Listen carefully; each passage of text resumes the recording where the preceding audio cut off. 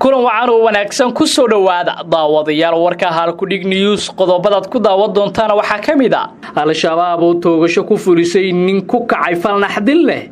xildhibaanada golaha shacabka iyo mas'uuliyiinta dawladda badankooda loo diiday inay ilaaladooda la maraan dhammaan wadooyinka soo gala madaxtooyada Soomaaliya hadii aad nagu cusub tahay fadlan daawada subscribe channelkan si aad u hesho wax kasta aan channelkan soo gelino taariikhdu waxay tahay 15 December bisha 12aad sanadka 2019 intaad maqasheen oo faahfaahsan ku soo dhawaada daawadayaal markaana aan ku bilowno gobolka Shabeellada Hoose dagaalamayaasha ururka al-shabaab ayaa toogasho u geystay nin ku kacay fal naxdin leh dagaalyahanada al-shabaab ayaa dil toogasho ku fuliyay nin ay kooxdaasi sheegtay inuu sameeyay ficilkii qoomoluud oo kale toogashada oo lagu fuliyay Axmed Qaadi Maadey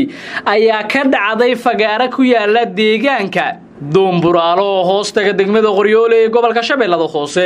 qaadiga maxkamadda al-shabaab ee gobolkaasi oo fagaaraha ka akhriyay xukunka ayaa sheegay in Axmed uu qirtay dhammaan eedeymaha lagu soo oogay isla markaana ay ku cadaatay inuu sameeyay ficilkii qoomoluud oo kale sida uu hadalku u dhigay qaadiga sidoo kale wuxuu intaas ku daray in ninkan uu falkaasi sameeyay isagoo caafimaad qaba isla markaana xukunka xadka ah lagu fuliyay fagaaraha lagu toogtay ninkan waxa ku sugnaa boqolaal dadweyne ay xubno sare oo ka tirsan kooxda al-shabaab ma ahan markii ugu horeysay oo xukun noocan oo kala ay fuliso al-shabaab waxaana bishii Juulaay ee sanadka 2019 kooxda al-shabaab gobolka Hiiraan Hirshabeelle ku toogatay nin lagu magacaabi jiray Maxamed Aadan Nuuro kaasoo isna lagu eedeeyay inuu faraxumeeyay ilaa 3 caruur ah inta badan waxa deegaanada ay maamusha al-shabaab ka dhaca xukunna u badan dil toogasho ah kuwaas oo qaarkood lagu fuliyo dad lagu soo eedeeyay basaasnimo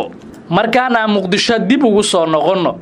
xildhibaanada golaha shacabka ee baarlamaanka Soomaaliya ayaa ku horyimid in ilaaladooda looga reebo banaanka hore ee madaxtooyada Soomaaliya tan iyo markii uu dhacay weerarkii dagaalamayaasha al-shabaab ay ku soo qaadeen hotel Iswaa'il oo kaabiga ku haya madaxtooyada Soomaaliya habeenkii Talaadada ahayd toddobaadkii tagay ayaa waxa aad loo adkeeyay amaanka madaxtooyada Soomaaliya iyo wadooyinka soo gala inta badan xildhibaanada golaha shacabka iyo mas'uuliyiinta kale ee dawladda ayaa loo diiday in iyaga staff wata ay soo galaan madaxtooyada Soomaaliya agaarkeeda kaliya waxa madaxtooyada loo ogol yahay in ciidamadooda la soo galaan taliyaasha ciidamada iyo wasiirada xukuumadda Soomaaliya baraha kontarool ee madaxtooyada ayaa waxa la soo dhoobay ciidamo ka tirsan koofiya casta oo qaabilsan amniga madaxtooyada waxaana ay hubinayaan gaadiidka ay wataan mas'uuliyiinta dawladda arrintan waxa aad uga soo horjeestay sharci darrana ku tilmaamay xildhibaanada golaha shacabka ee baarlamaanka Soomaaliya xildhibaan Cabdirasaaq Axmed Jindi oo kamid ah golaha shacabka ee baarlamaanka Soomaaliya oo la hadlay raadiyo kulmiye ayaa sheegay in si dhaba aan loo ogeyn cidda amarka bixisay ayna u arkaan arrin fooda ah Jindi oo si hadlayay ayaa tilmaamay in wadadan markii horeba loo diiday dadka shacabka ah isticmaalkeeda haatanna hadii xildhibaanada loo diido aysan garaneyn cidda mari doonta waxaana uu xukuumadda ugu baaqay in cidda bixisay amarkan ay hor yimaadaan golaha shacabka si wax looga weydiiyo